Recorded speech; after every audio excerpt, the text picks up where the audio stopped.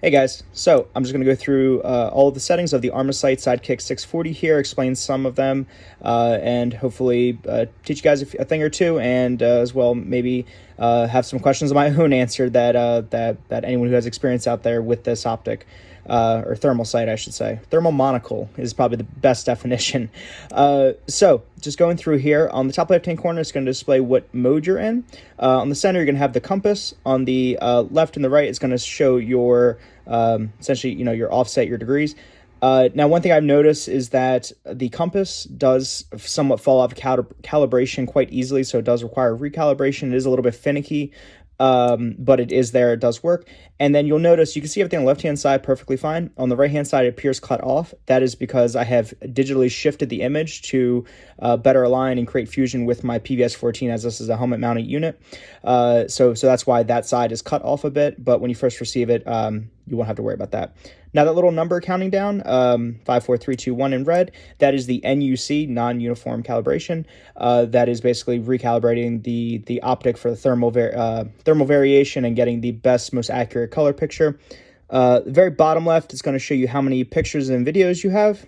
And then the bottom right is going to be how many are saved. And then there will also appear a battery icon if you're plugged in or if you're low on battery. So that's kind of just as you see from the screen here. Now, going through, one click on that center button is going to bring up this menu here. You're going to have your presets. So if you select it here, you're going to see it kind of highlights. Again, it is cut off a bit, but you guys can get the gist. And then through up and down arrows, you can cycle through the various presets. So you have forest, you have detect, indoors, sky sea. I found that default kind of works the best for everything. If you are in a particular environment, like always in forest, then I have noticed a somewhat marginal improvement, but generally speaking, once you start tweaking the settings, default kind of works just the best overall. One press will take you out of that mode, be able to select it, and then you can kind of move through. GUI rotate, so this is set to auto. This is to where if your monocle is mounted either left or right, the elements on the screen will obviously be legible instead of just staying upside down. So that's, of course, a good thing to have as an auto. And then finally, brightness.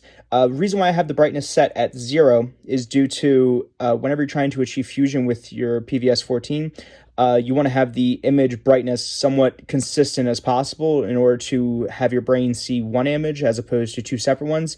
If the brightness is too high, what can happen is your brain's going to take over either the thermal or it's going to take to your PVS-14. So getting the best color or best brightness between the two and getting as even as possible is going to achieve that fusion the best.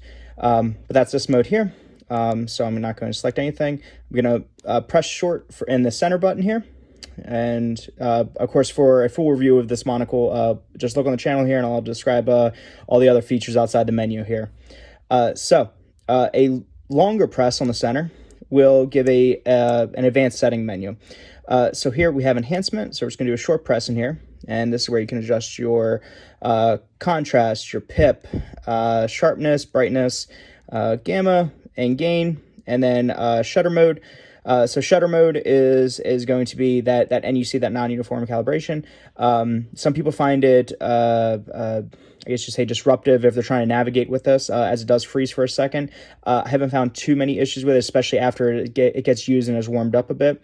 But these settings generally for me, I found to give the best picture quality, and be the overall best for me individually. Not saying it'll work for you, but for me, this was the settings I had to choose.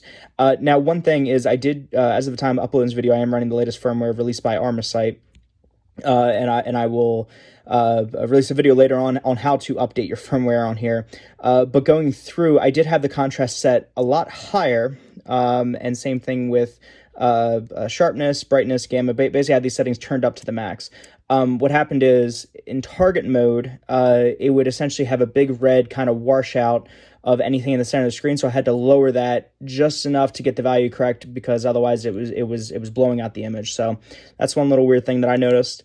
But we're just going to back out that setting here. So medium press till it goes back. Then you have preview.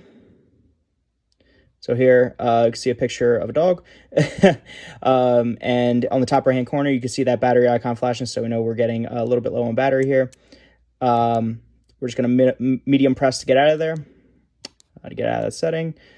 The preview is going to take care of your pictures. Compass. Under compass, you can do a just simple compass or more advanced, and then under start, that's going to be the calibration setting. And you got to move it in 360. And then finally in settings, you're going to have the horizontal margin as well as the vertical margin.